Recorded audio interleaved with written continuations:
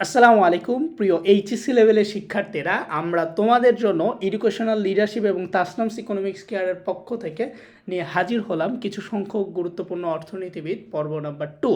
আমরা এই ভিডিওতে আমরা আরেকজন গুরুত্বপূর্ণ অর্থনীতিবিদ সম্পর্কে জানার চেষ্টা করব এবং তার সম্পর্কে আমরা A to Z জানার চেষ্টা করব এবং তার থেকে বিগত সালগুলোতে যে প্রশ্নগুলো এসেছিল এবং সামনে যে প্রশ্নগুলো তোমাদের পরীক্ষা আসতে পারে এগুলোর তথ্যগুলো আমরা জেনে ফেলবো। তাহলে চলো আমরা শুরু করি আজকের এই ভিডিওতে। সো আমরা প্রথমে আজকে যার সম্পর্কে জানবো তার নাম হচ্ছে এল রবিন্স। তো তোমরা কিন্তু অনেকেই জানো যে এল রবিন্সকে। এল রবিন্স হচ্ছে সর্বপ্রথম মৌলিক যে প্রাথমিক সমস্যা আছে সেই মৌলিক প্রাথমিক সমস্যার ধারণা দিয়েছিলেন এল রবিন্স। এবং এল রবিন্স বলেন যে পৃথিবীর মধ্যে যত সমস্যা আছে সবগুলো সমস্যার প্রাথমিক সমস্যা হচ্ছে দুইটা।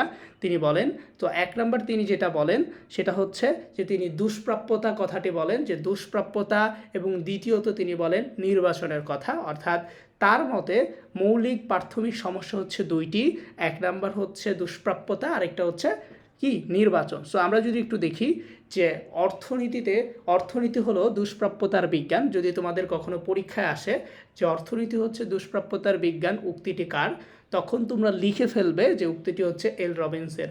এছাড়াও তোমাদের পরীক্ষা আসতে পারে যে অর্থনীতিতে সর্বপ্রথম দুষ্প্রাপ্যতা কথাটি ব্যবহার করেন কে, তখন তোমরা উত্তরটা লিখে ফেলবে এল রবিন্স। সো এই প্রশ্নটা তোমাদের অনেক বেশি গুরুত্বপূর্ণ। সো ইনশাল্লাহ আমরা এরপরে আরেকজন গুরুত্বপূর্ণ অর্থনীতিবিদ সম্পর্কে জানবো আমাদের পরবর্তী ক্লাসে। সো এই ছিল আমাদের কিছু সংখ্যক গুরুত্বপূর্ণ অর্থনীতিবিদ পর্ব নাম্বার 2। সো তোমাদের যদি ভিডিওটা ভালো লেগে থাকে তাহলে অবশ্যই তোমরা কমেন্টে জানাবে এবং পরবর্তীতে তোমরা এরকম ভিডিও আরও চাচ্ছ কিনা এটাও আমাদেরকে কমেন্ট করে